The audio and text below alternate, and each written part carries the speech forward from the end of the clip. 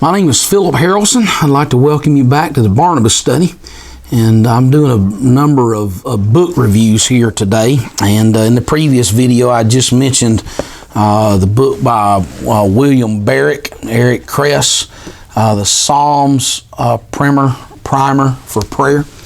And in that video, I did mention that over there, we got a little prayer pew over here to the side, that I've got a little 5-volume set, and it's called Praying the Psalms. And it's divided. Volume 1 is 1 through 41, Volume 2, 42 through 72, Volume 3, 73 through 106, Volume 4, 107 through 150, and then Volume 5 is exclusively divided up just through Psalm 119. I'll tell you how I found these books. These books are the general editor is Daniel Henderson. And Daniel Henderson is in charge of something that's called Strategic Renewal. I know that in our day it's kind of really common, a lot of podcasting that goes on. And there's a podcaster that I listen to. His name is H.B. Charles. And there was one night back in, I guess it was probably maybe June, July. It was hot. And I started picking up I know you think that I don't look like a runner, and I certainly don't have the body habitus of a runner just yet. However, I did start running, and it was late summer night, and I was out there hassling around the track just a few miles down the road from my house, and I was listening to H.B. Charles interview Daniel Henderson about the matter of strategic renewal. I did not know who Daniel Henderson was. I had read one of his books that was recommended to me, but as far as really knowing him, I didn't know a whole lot about him. And I started listening to him, and he started talking about the necessity of pastors and praying. And he talked about the fact about how that he had done a survey, and he had really found out. Now again, I'm a pastor. You can get busy.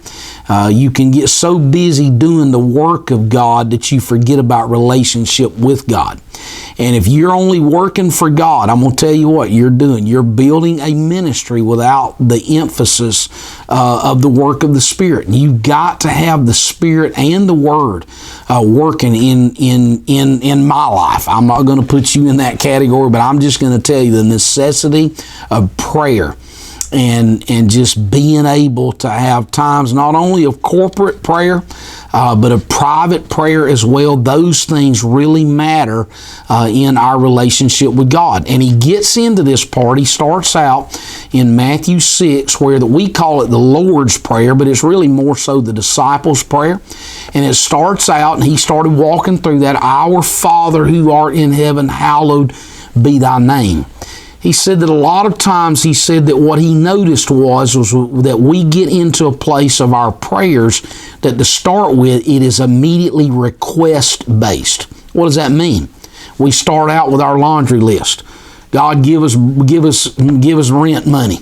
God, let us have enough gas money. Let us have enough money for bread. Let take care of Susie, about to drive me crazy. God, help me with my job, all these rascals that I'm working with. Lord, please, these saints in the church, about to drive me crazy. Sometimes that can be the direction of prayer, and it becomes immediately request-based. Daniel Henderson, in his aspect of prayer, he said that what I found out was this. He said he had a prayer retreat. His church was he went to a church that was very much in decline, and he started talking about how that he went in and did a prayer seminar. And he started talking about how that prayer has to start out as worship-based. And just these books that he wrote, and I'm going to review some of the other ones in some upcoming videos. But now what he does, is he talks about this matter of corporate prayer. That means coming together and praying together as a church. Now, here's the way that he has Psalm 1 divided up, and again, similar to the way that William Barrick's book, A Primer for Prayer, is. He's got the Psalm over here, and then he's got the aspects of Bible study and really the outflow of the way that prayer works over here. And as you start looking at this, like there is, first of all, there's reverence. Identify and worship God's praiseworthy attributes. Prayer prompts, thank you that you have been my source of blessing in, and then he leaves an ellipsis out there, and you can kind of fill in the blank there. I delight in your law because, Lord, why do I delight in your law? Well, just off the top of my head, I can just think about this. Now, some of this is areas where that I personally have prayed this. I start thinking about, okay, Lord, I delight in your law, first of all, because it gives me the direction for salvation. Number two, I thank you for your law because it helps me to understand the identity of who you are and what you're about. Lord, I'm thankful for your law because it helps me guide my relationships. It calls me to love my wife as Christ loved the church and gave himself for it.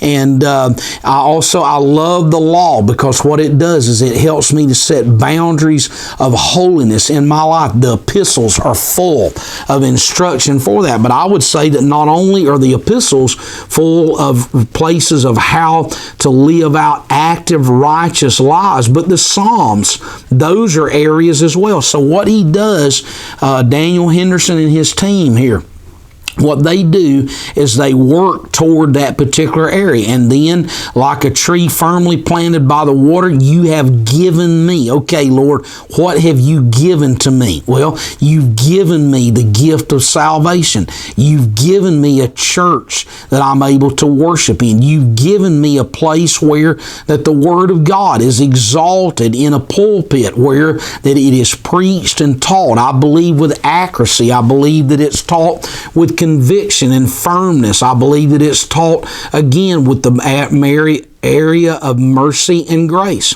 And then he goes in, he moves from the reverence, and then he moves to the response part. Okay, so what is the response part? Surrender to him and his ways.